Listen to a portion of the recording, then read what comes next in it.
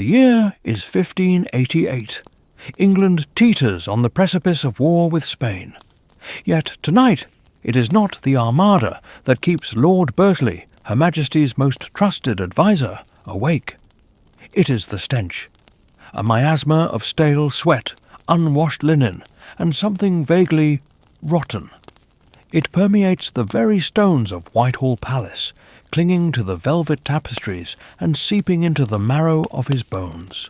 He pinches the bridge of his nose, the headache behind his eyes, throbbing in time with the rhythmic creak of the floorboards beneath his restless pacing. He is summoned. Again. A royal messenger, a gawky youth whose acne seems to bloom anew each day, stands fidgeting by the door. "My Lord Berkeley," he stammers, his eyes darting nervously. "Her Majesty requests your presence. Immediately." The boy's nose wrinkles imperceptibly, betraying the shared suffering of the entire court. Burley sighs, a sound like air escaping a punctured bellows. He smooths down his already impeccable doublet, a futile attempt to ward off the inevitable assault on his senses. It isn't the potential invasion by a foreign power that truly terrifies him. It is the daily battle against the personal habits of his sovereign. He understands, intellectually, the pressures she faces, the weight of the crown, the constant threat of assassination, the relentless demands of statecraft. But must she, in her pursuit of queenly power, neglect even the most basic tenets of hygiene? He glances at the bottle of lavender water he keeps hidden within his desk, a small rebellion against the overpowering odours that define life at court. He considers dabbing some behind his ears, but dismisses the idea. Such an overt display of personal cleanliness would be viewed with suspicion, perhaps even interpreted as a subtle critique of the Queen herself. He had, in his early days in service, attempted subtle interventions, suggesting scented candles for the Privy Chamber, commissioning a more elaborate bathing apparatus. These efforts were met with a frosty silence, followed by an increase in administrative demands that kept him working late into the night. He learned quickly that Her Majesty did not welcome interference, no matter how well-intentioned, in her personal domain. And that personal domain, Berkeley thinks grimly, extends to encompass the entire palace, and, by extension, the entire realm. He recalls a particularly harrowing incident during a recent state dinner. Queen Elizabeth, resplendent in a gown of crimson velvet encrusted with pearls, had held court with her usual dazzling wit and formidable intellect. But as she gestured animatedly, holding forth on the complexities of foreign policy, a small, dark object had become dislodged from her wig. It bounced onto the table, landing with a sickening thud amidst the silver platters. A collective gasp rippled through the room as courtiers recognized it for what it was. A stray louse. Burley had swiftly, and with considerable dexterity, scooped it up with his napkin, discreetly disposing of it beneath the table. The Queen, oblivious to the near disaster, continued her discourse on the intricacies of Anglo-Spanish relations. He had spent the rest of the evening in a state of heightened anxiety, convinced that the entire Spanish Armada could sail up the Thames unnoticed, while he remained vigilant against further rogue insects. He also knows the rumours swirling around Her Majesty. Whispers of infrequent bathing, of a fear of water bordering on phobia, of teeth blackened and decaying beneath her dazzling smiles. He tries to dismiss them as malicious gossip, the product of envious rivals seeking to undermine her authority.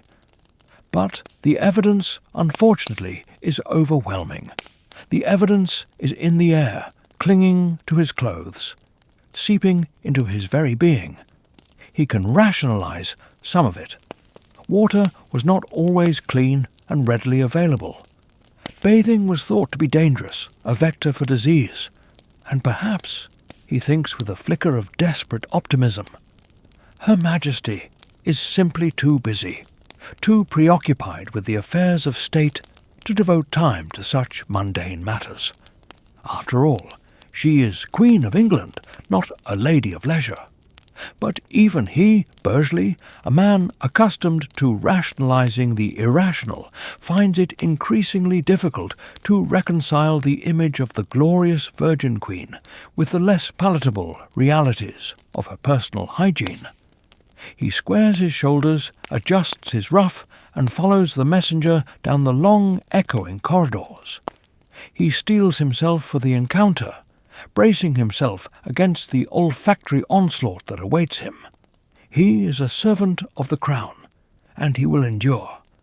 But tonight, as he enters the Queen's presence, he can't help but wonder if he is not, in some small way, also a martyr to her unique habits.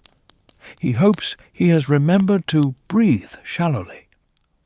The thought of what new horror awaits him behind the oaken door threatens to choke him before he even arrives. He just hopes whatever has summoned him doesn't involve being too close to her person, too close to her. Dr. Robert Hooker, Her Majesty's personal physician, adjusts his spectacles and attempts to maintain a semblance of professional composure. Easier said than done when faced with the royal teeth, or rather, the remnants thereof. He'd seen battlefield casualties that were more appealing. He is seated in the Queen's private chamber, a room heavy with the scent of potpourri, a pathetic attempt, he knows, to mask the underlying odours that have become the defining characteristic of the royal residence. Queen Elizabeth, enthroned upon a velvet-cushioned chair, regards him with an imperious gaze. Her painted face, a mask of white lead and rouge, cracks slightly as she speaks. "Dr. Hooker," she says, her voice raspy and edged with impatience, "explain to me why my breath is offensive." Hooker swallows hard. He had anticipated this confrontation, dreading it for weeks. He had tried to gently suggest, through oblique references to the importance of oral hygiene, that Her Majesty might benefit from a more rigorous dental regimen. His efforts were met with thinly veiled annoyance. He now understands that directness, however unwelcome, is the only course. "Your Majesty," he begins cautiously, choosing his words with the utmost care, "your teeth, regrettably, are decayed. This decay is the source of the unpleasant odour." The Queen's eyes narrow. "Decayed?" she repeats, her voice hardening. "Are you suggesting that I am rotting?" Huike winces inwardly. He had not intended to be so blunt, but the truth, in this case, is difficult to sugarcoat. "Not rotting, Your Majesty," he assures her hastily.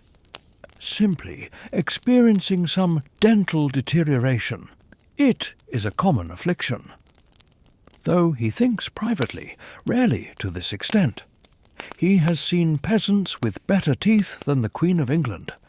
He knows the reasons for the Queen's dental woes: a fondness for sugary treats, a complete aversion to anything resembling dental hygiene, and a general distrust of medical intervention. She believes that doctors are more likely to kill her than cure her, a sentiment not entirely unfounded given the state of medical knowledge at the time. He had, on one occasion, attempted to introduce her to a rudimentary form of toothbrush, a frayed twig dipped in salt. She had regarded it with disgust, declaring it a barbaric instrument fit only for stable boys. He had then tried to persuade her to at least rinse her mouth with water after meals. This suggestion was met with a withering stare that could curdle milk. The problem, Huike realizes, is not simply medical, it is political. The Queen's resistance to personal hygiene is, in some ways, an assertion of her authority. To submit to the dictates of doctors, to acknowledge the limitations of her own physical being, would be to betray a vulnerability that she cannot afford to show. She must project an image of invincibility, of timeless beauty, even as her body begins to betray her. He tries a different approach. "There are remedies, Your Majesty," he says, "that can alleviate the odour. A mixture of cloves and cinnamon, perhaps, to sweeten the breath." The Queen considers this for a moment. "And would this require me to submit to any procedures?" Huike shakes his head. "No, Your Majesty. Simply a rinse, a pleasant-tasting concoction, nothing more." The Queen nods slowly. "Very well," she says. "Prepare this concoction. But be warned, Dr. Huike. If it proves ineffective, or if it causes me any discomfort, you will answer for it." Huike bows deeply, relieved to have escaped, for the moment at least, the royal wrath. He knows that the clove and cinnamon rinse is unlikely to make a significant difference. The underlying problem, the decaying teeth, remains unaddressed. But it is a temporary solution, a small victory in a losing battle. His problems don't end with bad breath. He must also find a way to address the Queen's aversion to bathing. He is certain that Her Majesty has not taken a proper bath in months, perhaps even years. The consequences are becoming increasingly apparent. The air around her crackles with an unpleasant energy, a miasma of stale perspiration and unwashed linen that is both offensive and, he suspects, potentially unhealthy. He has tried to broach the subject indirectly, emphasizing the importance of cleanliness in preventing the spread of disease. He has even suggested that a scented bath might be a relaxing and enjoyable experience. But his efforts have been consistently rebuffed.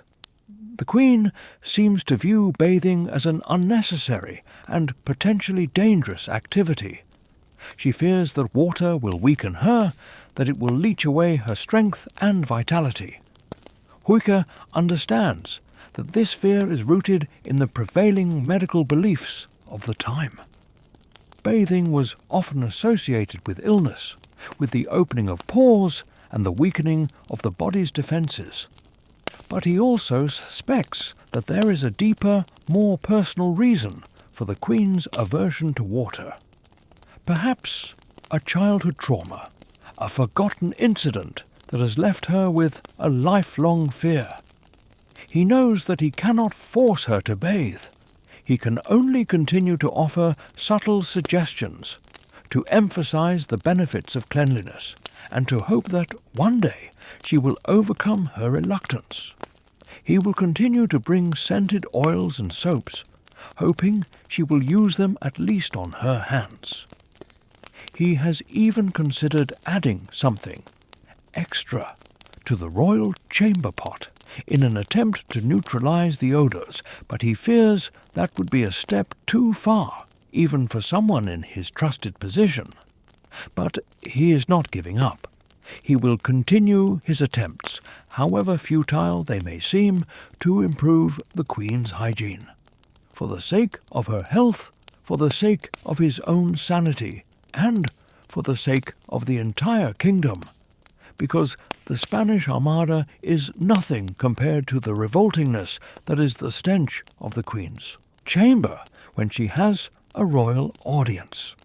Lady Eleanor, one of Queen Elizabeth's most trusted ladies-in-waiting, smooths the wrinkles from her emerald green gown. She loved her position and was eternally grateful to her Queen, but keeping secrets for the Queen was often more than she could bear.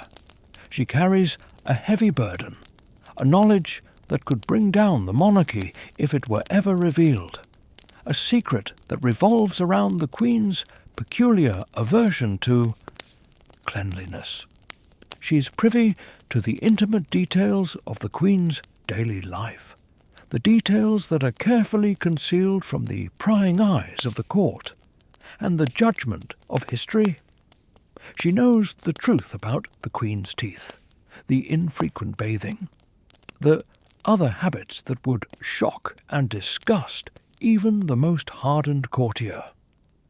Eleanor understands the reasons behind the Queen's reluctance to embrace personal hygiene. She knows of the childhood illnesses, the near-fatal bout of smallpox that left the Queen scarred and wary of any perceived threat to her health.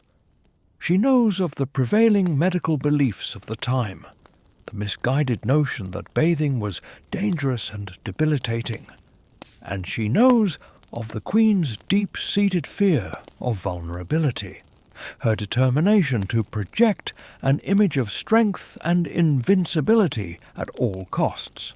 But understanding the reasons does not make the reality any easier to bear. Eleanor is constantly battling against the evidence of the Queen's neglect, struggling to maintain a semblance of decorum and cleanliness in the royal presence. She discreetly airs out the Queen's chambers, replacing soiled linens with fresh ones, and scattering fragrant herbs and flowers to mask the lingering odours. She's forever fighting a losing battle. She's particularly concerned about the Queen's hair, or rather, the wigs that the Queen wears to conceal her thinning, unkempt locks. The wigs are elaborate creations, adorned with jewels, pearls and feathers, but they are also breeding grounds for lice, fleas and other unwelcome inhabitants. Eleanor spends hours each week meticulously combing through the wigs, removing the parasites and attempting to restore some semblance of cleanliness. It is a disgusting task, but she performs it with unwavering dedication, knowing that the Queen's appearance is essential to maintaining her authority. She has also devised a series of subtle strategies to mitigate the Queen's personal shortcomings. She encourages the Queen to wear heavily perfumed gloves to mask the odour of her hands.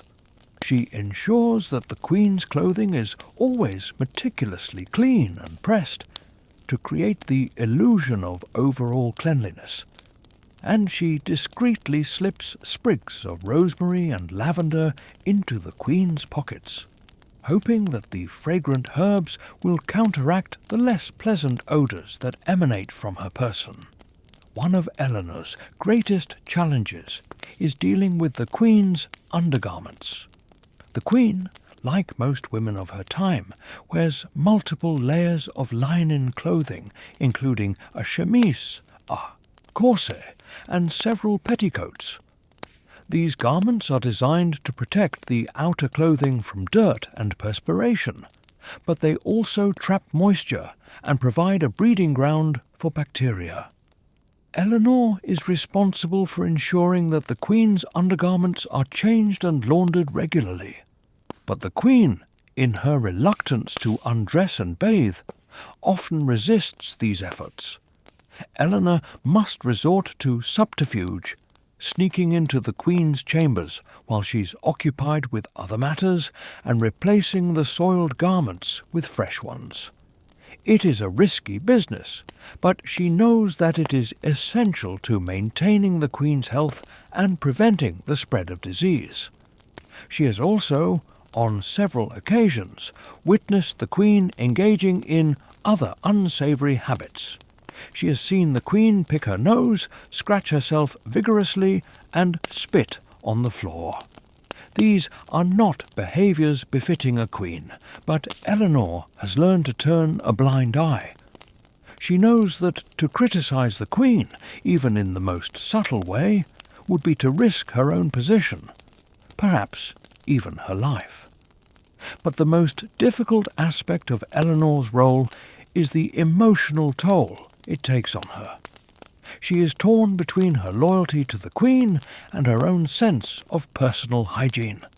She finds herself constantly washing her hands, scrubbing her skin raw in an attempt to cleanse herself of the lingering odours of the royal court. She avoids close contact with others, fearing that she will contaminate them with the Queen's unpleasantness. She feels increasingly isolated, trapped in a world of secrets and smells that she can share with no one. She dreams of escape, of running away to the countryside and living a simple life, far from the stench and the intrigue of the royal court. But she knows that she cannot abandon the Queen. She's bound to her by loyalty, by duty, and by a shared understanding of the burdens of power. And so she continues to serve, to clean, to conceal, and to endure. She is a lady-in-waiting, a keeper of secrets, and a silent martyr to the revolting hygiene habits of Queen Elizabeth I. She hopes that history will remember the Queen for her strength, her intelligence, and her political acumen, and not for the less palatable aspects of her personal life. And she hopes that one day she will be able to escape the lingering stench of Whitehall Palace and breathe the fresh air of freedom. She knows the Queen has strange habits, but the worst one is the Queen's absolute refusal to properly use a handkerchief. The amount of times Eleanor has had to clean the Queen's clothing after a sudden and forceful sneeze threatens to turn her grey before her time. Don Alonso de Guzman el Bueno, Duke of Medina Sidonia, Admiral of the Spanish Armada, sits hunched over his writing desk, the flickering candlelight casting long dancing shadows across the map of England that lies before him. He is a man burdened by responsibility, weighed down by the expectations of his king and the fate of his nation. But tonight it is not the English fleet that occupies his thoughts, nor the treacherous currents of the English Channel. It is the Queen. He is preparing a dispatch to King Philip II, a detailed report on the state of affairs in England, based on information gleaned from his network of spies and informants. But he finds himself struggling to find the right words to convey the unique challenges that he faces in understanding the English court, challenges that extend beyond military strategy and political manoeuvring, challenges that involve the very atmosphere of the place. He had sent his most trusted ambassador, Don Bernardino de Mendoza, to London several years ago with instructions to gather intelligence and to sow discord within the English court. Mendoza was a shrewd and experienced diplomat, a man accustomed to navigating the treacherous waters of international politics. But even he, Mendoza, had been unsettled by his experiences in England. Mendoza's dispatches, which Don Alonso has reread countless times, are filled with veiled references to the peculiarities of the English court, the strange customs and habits that seem to defy all logic and reason. He writes of the Queen's unpredictable moods, her dazzling wit, and her formidable intellect. But he also hints at something more, something unsettling. He speaks of the pervasive odours that cling to the very stones of Whitehall Palace, the miasma of stale sweat, unwashed linen, and decaying teeth that seems to permeate every corner of the royal residence. He describes the Queen's elaborate costumes, her painted face, and her bejewelled wigs, all of which seem designed to conceal something unpleasant. He recounts an incident during a state banquet, when the Queen, in the midst of a lively conversation, casually spat a piece of food onto the floor.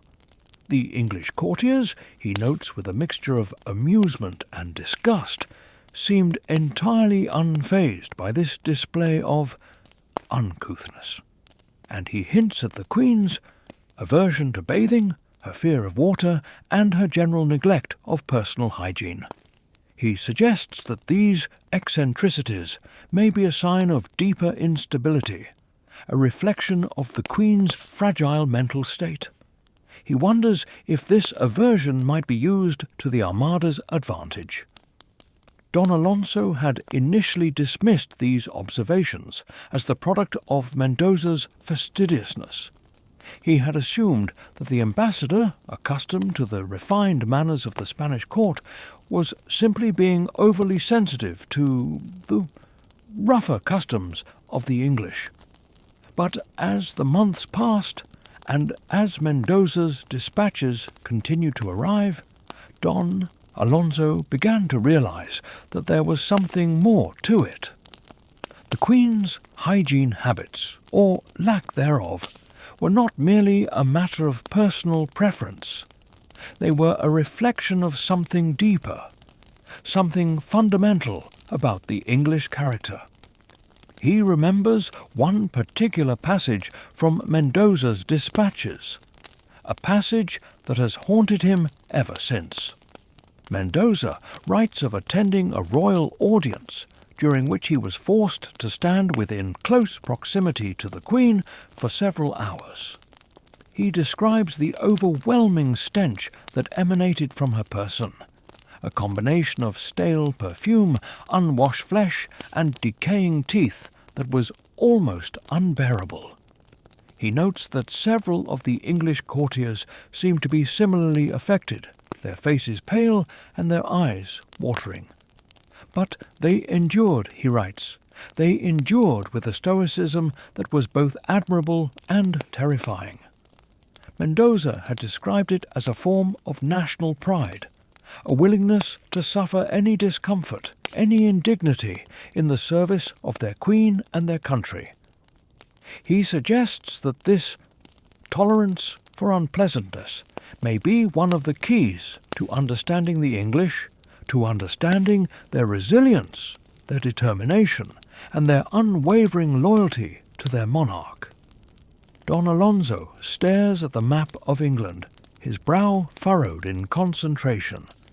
He is a military man, a strategist, a man of action. He's accustomed to dealing with tangible threats, with armies and navies and fortifications. But he finds himself struggling to comprehend this intangible enemy, this culture of stoicism and tolerance that seems to defy all logic and reason. He wonders if the Queen's hygiene habits are in some perverse way a weapon, a form of psychological warfare designed to intimidate and demoralize her enemies. He wonders if the English courtiers, in their willingness to endure the Queen's unpleasantness, are demonstrating a form of strength that the Spanish cannot match. He sighs, rubs his tired eyes, and dips his quill in ink. He knows that he cannot ignore this unpleasantness. He must address it in his dispatch to the king. He must warn him about the unique challenges that lie ahead. He begins to write, carefully choosing his words, attempting to convey the reality of the English court without causing undue alarm. He writes of the Queen's formidable intellect, her political cunning, and her unwavering determination to defend her realm. But he also writes of the pervasive odours, the decaying teeth, and the general neglect of personal hygiene. He concludes his dispatch with a warning. "Your Majesty," he writes, "we must not underestimate the English. They are a strange and resilient people, capable of enduring hardships that would break other nations. And their Queen, despite her peculiarities, is a force to be reckoned with." He seals the dispatch, summons a messenger, and sends it on its way. He knows that the king will read it with interest, perhaps with amusement, but he also knows that the king will take his warning seriously. He rises from his desk, stretches his aching muscles, and walks to the window. He gazes out at the dark, churning waters of the English Channel, and he shudders. He is about to embark on the greatest military campaign in history, a campaign that will determine the fate of Europe.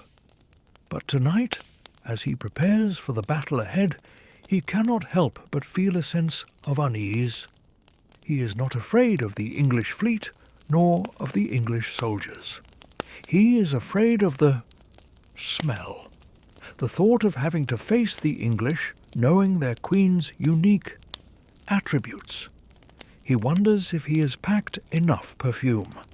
He has also brought a small army of physicians who he hopes are better than the Queen's. He's also planning on keeping the Queen a good distance from himself at all times. He hopes England has lots of open space.